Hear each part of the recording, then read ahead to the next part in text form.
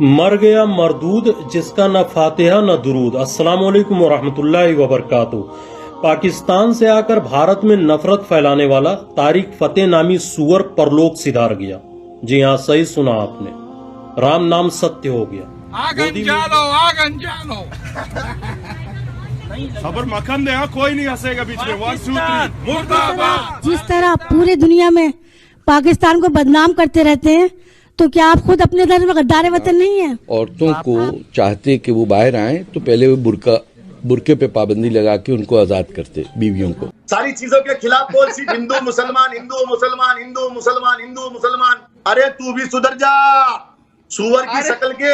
अरे ना मर गया मरदूद जिसका न फातिहा न दुरूद। अस्सलाम वालेकुम वरहमतुल्लाहि वबरकातुहू। पाकिस्तान से आकर भारत में नफरत फैलाने वाला तारिक फतेह नामी सुअर परलोक सिधार गया। जी हाँ, सही सुना आपने, राम नाम सत्य हो गया। गोदी मीडिया में मातम पसरा हुआ है और मैं कंफ्यूज हूं कि इस सुअर का अंतिम संस्कार किया जाएगा कि इसको दफनाया जाएगा, क्योंकि ये अपने आप को मुस्लिम नहीं मानता था। इसका काम था सोते जागते उठते बैठते खाते पीते इस्लाम और मुसलमानों को टारगेट करना। इस्लाम और मुसलमानों को टारगेट करने वालों, कान खोलकर सुन लो, इस तारिक फतेह से पहले भी हजारों तारिक फतेह आए और इस तारिक फतेह के बाद भी हजारों तारिक फतेह आएंगे, लेकिन इस्लाम को राई के दाने के बराबर न नुकसान पहुंचा है और न पहुंचेगा। और इस्लाम इसी तरह कयामत तक कायम और दायम रहेगा इंशाअल्लाह ताला। बाकी हर किसी को मौत का मजा चखना है, कमेंट बॉक्स में लिखिए फीनार जहन्नम। अल्लाह हाफिज। ये जिना का कफन है। अरे है, लेकिन ये जिना का कफन है। लगाओ, आग अंजालो, आग अंजालो।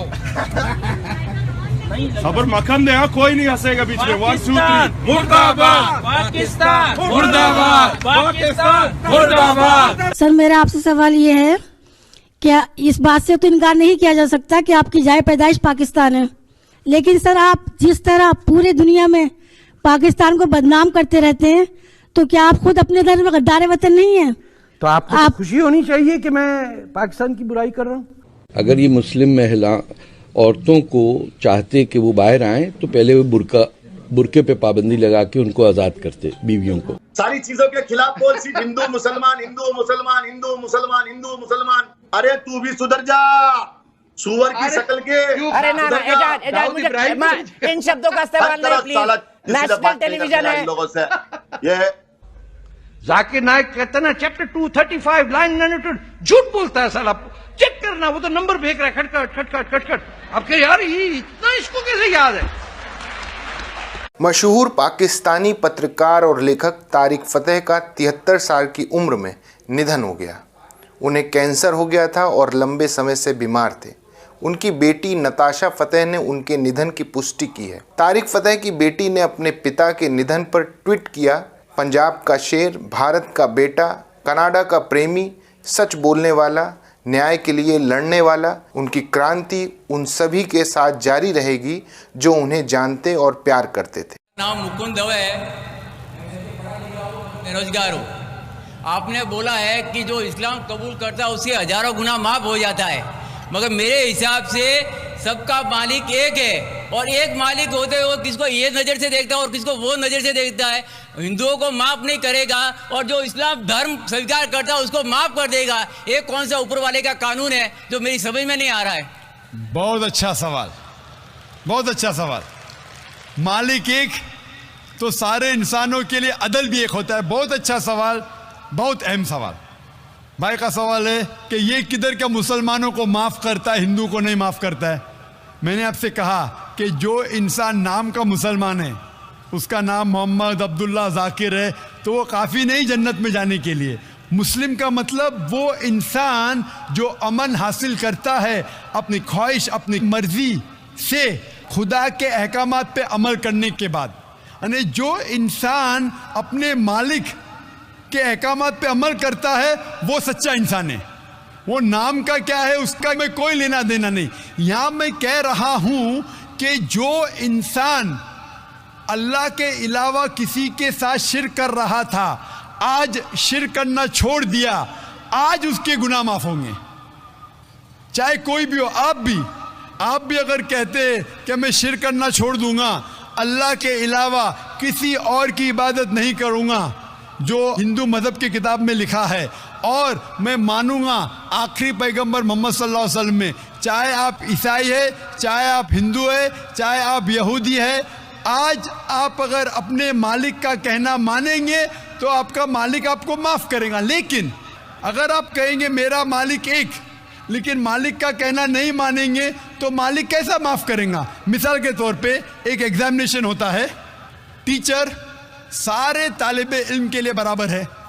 टीचर 1 साल के लिए सारे तालिबे इल्म, सारे स्टूडेंट्स को सिखाता है, बराबर।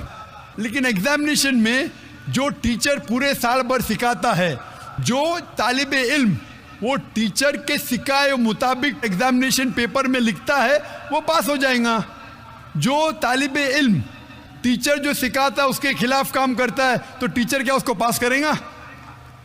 चाहे वो हिंदू, मुस्लिम हो, ईसाई हो, जो टीचर सिखाता है उसके ऊपर वो तालिबे इल्म उसके मुताबिक इम्तिहान देता है, वो पास होगा। आपका मालिक, हमारा मालिक एक है, सारी किताबों में लिखा है, हिंदू मज़हब की किताब में, यहूद मज़हब की किताब में, ईसाई मज़हब की किताब में, इस्लाम मज़हब की किताब में, सिख मज़हब की किताब में कि मालिक एक है। मालिक के अलावा किसी की इबादत नहीं करना चाहिए, खुदा के अलावा किसी की इबादत नहीं करना चाहिए। कल मैंने फरमाया था कि उस खुदा की कोई प्रतिमा नहीं, कोई अक्स नहीं, कोई फोटोग्राफ नहीं, कोई पिक्चर नहीं, कोई बुत नहीं, कोई मूर्ति नहीं। फिर अगर आप मूर्ति देंगे तो आप मालिक का कहना नहीं मान रहे। तो अगर आप मालिक का कहना मानेंगे, आपका नाम कुछ भी हो, मोहन हो, कुछ भी हो, शंकर हो या अब्दुल्ला हो, अगर आप मालिक का कहना मानेंगे तो आप सचमुच उस मालिक के बंदे हैं। अगर आप मालिक का कहना मानेंगे तो आपके गुनाह माफ़ हो जाएंगे।